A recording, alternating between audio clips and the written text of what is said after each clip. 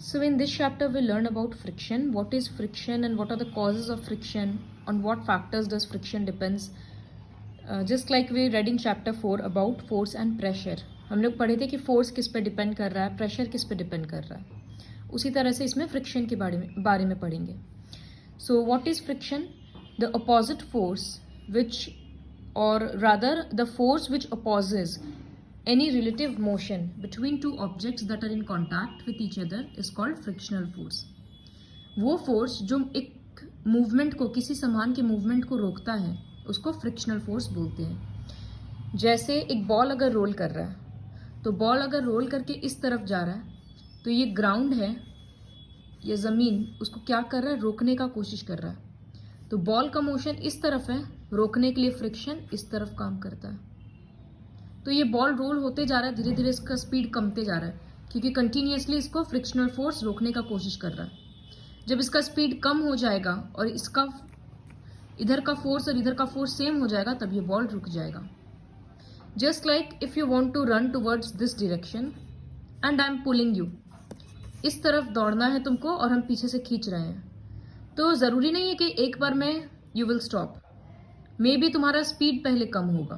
वो डिपेंड करता है कि हम किस इंटेंसिटी के साथ तुमको खींच रहे हैं. अगर हल्का सा बस पकड़े हुए हैं, तो एक बार पकड़ने के कारण क्या होगा, तुम्हारा दौड़ने का स्पीड कम जाएगा. फिर अगर हम धीरे धीरे you will also get tired, और अगर हम अपना फोर्स बढ़ाएंगे तो you will have to stop. So that is how friction works. Friction का डायरेक्शन क्या होता है? It acts along the tangential direction. Tangent एक वर्ड होता है. एक सर्कल को एक लाइन जब एक पॉइंट पे टच करता है, so a line which touches the circle at one point, देखो वो बस यहाँ टच कर रहा है, so this is the tangent. Very simple, in simple terms you can just learn the term tangential direction. और ये याद रखना कि जिस तरफ मोशन है उसके अपोजिट डायरेक्शन में फ्रिक्शनल फोर्स काम करेगा, क्योंकि वो उसको रोकने का कोशिश कर रहा है. तो ये था फ्रिक्शन. नेक्स्ट पढ़ेंगे हम लोग कि फ्रिक्शन का कॉज क्या है. उसके पहले एक छोटा सा एक्टिविटी है. ये वुडन ट्रे है, प्लास्टिक ट्रे है, मेटल ट्रे है.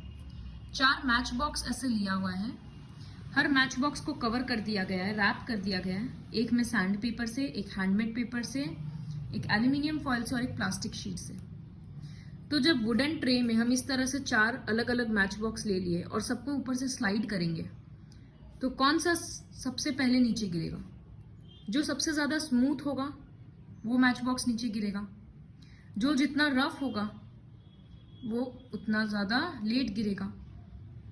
फिर जब हम लोग वुडन ट्रे को प्लास्टिक ट्रे से रिप्लेस कर देंगे, तो देखेंगे कि सारा ही मैच बॉक्स थोड़ा जल्दी गिर रहा है, क्योंकि वुडन से ज़्यादा स्मूथ है प्लास्टिक ट्रे.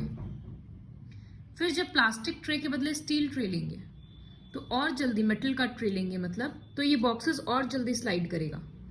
क्यों? क्योंकि मेटल और ज़्यादा पॉलिश्ड है और बहुत ज़्यादा स्मूथ है. तो इस वजह से जितना स्मूथनेस बढ़ते जाता है, फ्रिक्शन उतना कमते जाता है. ये कॉमन ऑब्जर्वेशन है. इसी वजह से हम लोग पॉलिश्ड फ्लोर में बहुत जल्दी स्लिप कर जाते हैं, क्योंकि वहाँ फ्रिक्शन बहुत कम होता है.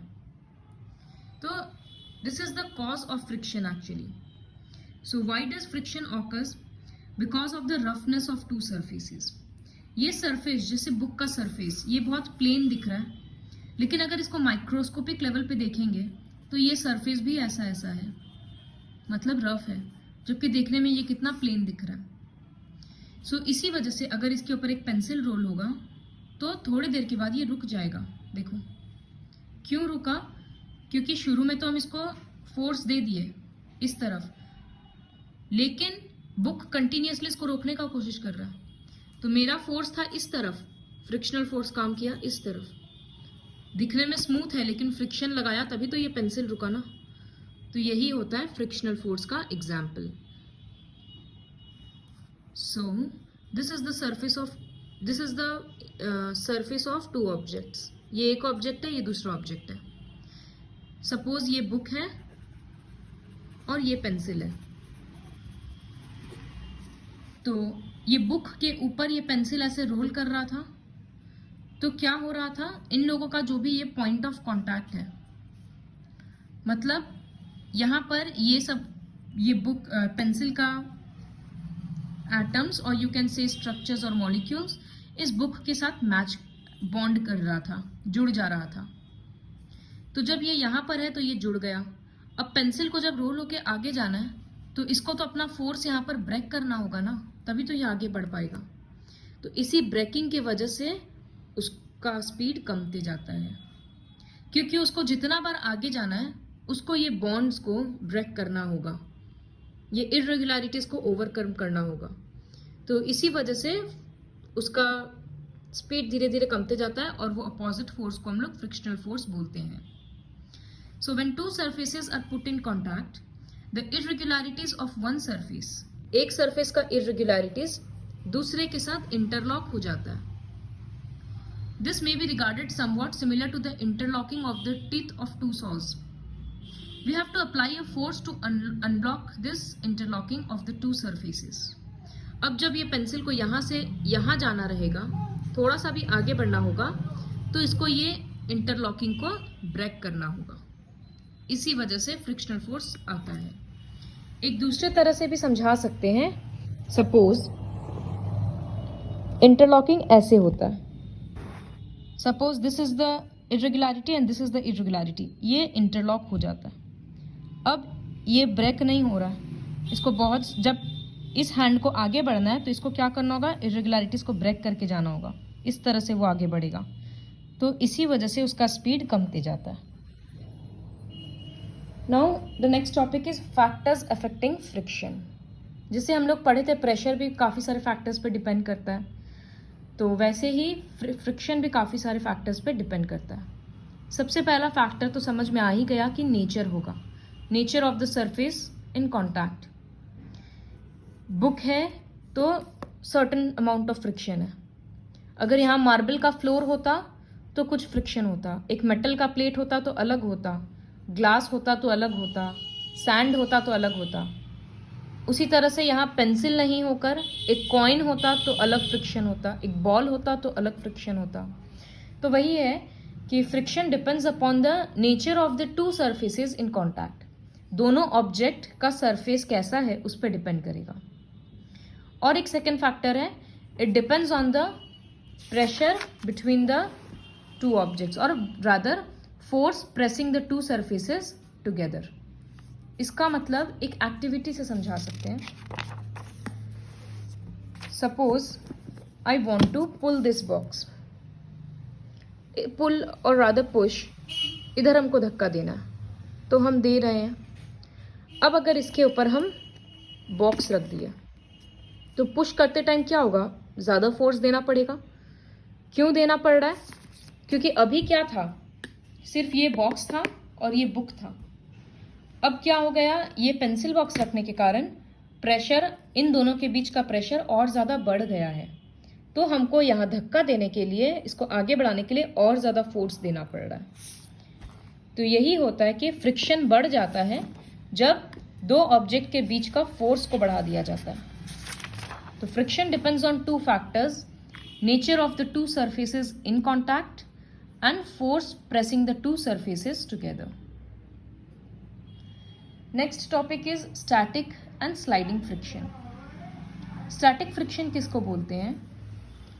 Suppose I want to move this box, हम 1 न्यूटन का फोर्स लगा रहे हैं, ये मूव नहीं कर रहा है।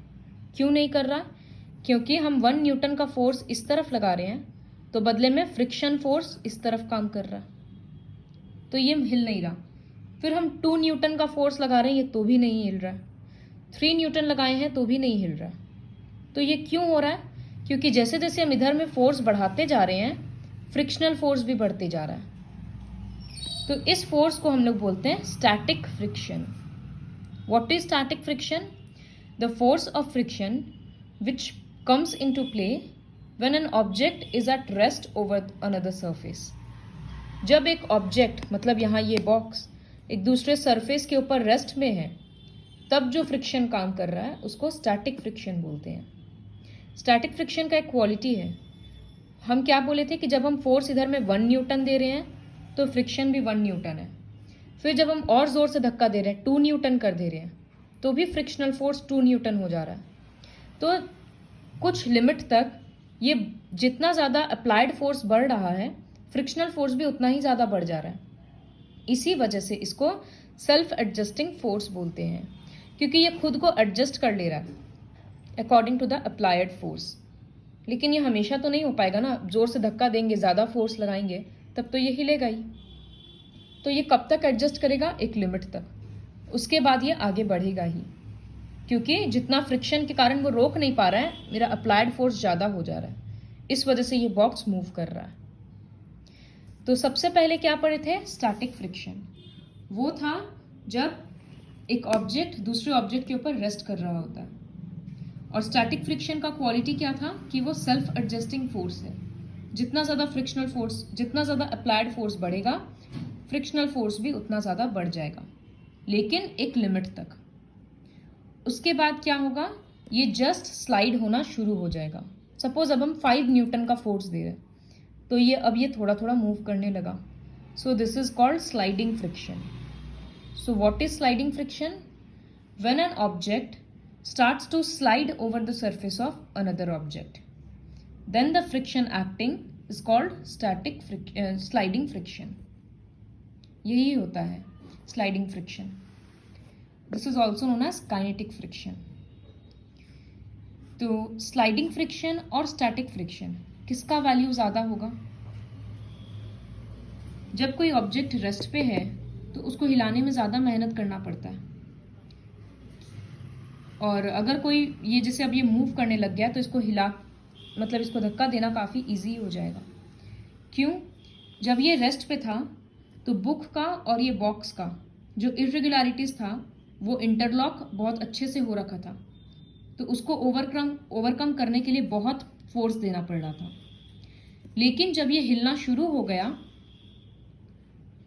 तो इन दोनों का इर्रेगुलरिटीज़ को इंटरलॉक होने का ज़्यादा टाइम नहीं मिल रहा, क्योंकि ये कंटिन्यूसली मूव कर रहा है, तो इस वजह से फ्रिक्शन भी कम जाता है। तो हम बोल सकते हैं कि स्टैटिक फ्रिक्शन का वैल्यू ज़्यादा होता है than sliding friction. You'll have to keep this in mind. So there are a lot of new terms: static friction, then self-adjusting force, and sliding friction. What is limiting friction? ये definition learn करना होगा. The maximum value of the force of static friction is called limiting friction. Suppose जब हम force 1 Newton दिए थे, हम applied force 1 Newton दिए थे बॉक्स को हिलाने के लिए, तो फ्रिक्शन भी 1 न्यूटन काम कर गया। फिर हम 2 न्यूटन कर दिए तो फ्रिक्शन भी 2 न्यूटन हो गया। फिर हम 3 कर दिए तो ये फ्रिक्शन अब और नहीं बढ़ पा रहा है, 2.5 2.6 हो गया और नहीं बढ़ पा रहा है। इसका मतलब ये धीरे धीरे स्लाइड होना शुरू होगा। तो maximum value of static friction 2.5 2.6 जो भी बोल सकते हैं, उसी को हम लोग बोलते हैं लिमिटिंग फोर्स ऑफ फ्रिक्शन, कि उससे ज़्यादा स्टैटिक फ्रिक्शन नहीं बढ़ सकता। फिर जब ये स्लाइड होना शुरू हो जाएगा तब जो फ्रिक्शन काम करेगा उसको हम लोग बोलते हैं स्लाइडिंग फ्रिक्शन। और स्टैटिक फ्रिक्शन का वैल्यू स्लाइडिंग फ्रिक्शन से ज़्यादा होता है। क्यों ज़्यादा होता है? क्योंकि वापस हम रिपीट कर रहे हैं, जब ये बॉक्स रेस्ट में रहता है तो इसको इंटरलॉक होने का काफ़ी टाइम मिलता है, लेकिन जब ये स्लाइड होना शुरू हो जाता है तो पार्टिकल्स को इंटरलॉकिंग का टाइम बहुत कम मिलता है। Next topic is rolling friction. Suppose इस ब्लॉक को मूव करना है, तो अगर यहाँ पर हम लोग एक ऐसे पेंसिल लगा देंगे तो मूव करना काफ़ी इजी हो जाएगा। क्यों? क्योंकि ये पेंसिल सिलिंड्रिकल शेप है, ये पेंसिल रोल कर रहा है, तो जो फ्रिक्शन काम में आ रहा है उसको बोलते हैं rolling friction. So rolling friction is less than both sliding and static friction. Sorry, this is the example of rolling friction. Sorry, this. जब ये बॉक्स को हमको मूव करना है, ऐसे सारा पेंसिल्स लगा दिए, तो अब ये बॉक्स स्लाइड नहीं हो रहा है, ये बॉक्स अभी स्लाइड हो रहा है। जब हम इसके नीचे 3-4 पेन लगा देंगे, पेन पेंसिल लगा देंगे, तब ये बॉक्स क्या करेगा, रोल करेगा, तो इसका मूवमेंट काफ़ी ईजी हो जाएगा. You can try this yourself. क्यों? क्योंकि अब वो स्लाइडिंग फ्रिक्शन के बदले रोलिंग फ्रिक्शन काम कर रहा है. इसी वजह से लगेजेस में व्हील्स लगाने से हम लोग इजीली टान पाते हैं. अगर एक हैवी सूटकेस को पुल करेंगे तो वो स्लाइडिंग फ्रिक्शन काम करेगा, लेकिन उसमें अगर व्हील्स लग जाएगा तो व्हील्स रोल होता है, तो उस फ्रिक्शन को रोलिंग फ्रिक्शन बोलते हैं, और वो काफ़ी कम होता है. इसी वजह से हम लोग इजीली टान लेते हैं सारा सामान को.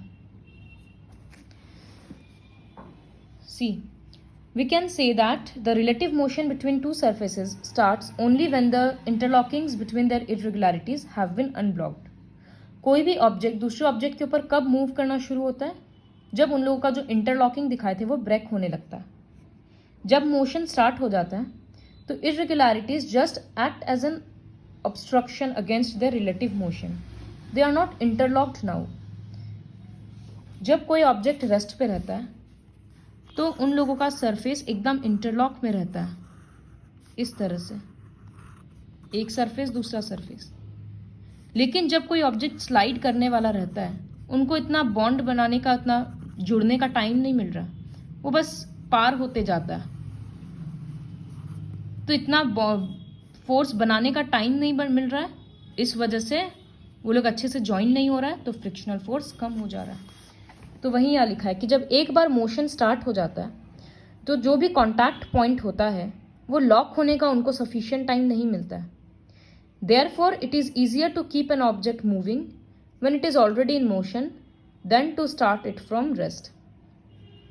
एक बक्सा को अगर खींच रहे हैं तो एक बार, या रादर अगर एक हैवी बॉक्स को अगर हम लोग धक्का दे रहे हैं, एक बार शुरू में उसको धक्का देने में बहुत मेहनत लगता है, क्योंकि वो रेस्ट से उसको धक्का देना है, वो स्लाइड अभी तक करना शुरू नहीं हुआ.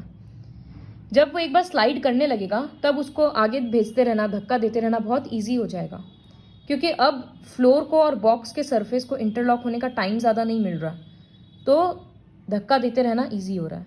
इसी वजह से ये पार्ट यहाँ पर आया है. और रोलिंग फ्रिक्शन बता दिए कि इसीलिए रेलवे स्टेशन वगैरह में सब चीज़ में हम लोग देखते हैं कि अगर सूटकेस में व्हील्स लगा हुआ है तो उसको एक बच्चा भी खींच लेता है. क्यों? क्योंकि रोलिंग फ्रिक्शन काफ़ी कम होता है. See, it is written static friction सबसे ज़्यादा, फिर स्लाइडिंग फ्रिक्शन और फिर रोलिंग फ्रिक्शन. तो इसीलिए व्हील्स एक रिवॉल्यूशनरी इन्वेंशन हुआ, क्योंकि व्हील्स के आने से इंसान का काम कितना आसान हो गया, ट्रांसपोर्टेशन कितना ईजी हो गया, लोगों के लिए वेल से पानी निकालना कितना ईजी हो गया शुरू में. तो ये सब काम से मतलब व्हील का इन्वेंशन से ये सब काम काफ़ी इजी हो गया. तो क्यों हुआ? क्योंकि पहले सब चीज़ को स्लाइड कराना पड़ रहा था और अब सब चीज़ को रोल करना पड़ता है. Sliding friction is more than rolling friction. So this is all about the causes of friction and factors on which friction depends, and basically first of all what is friction.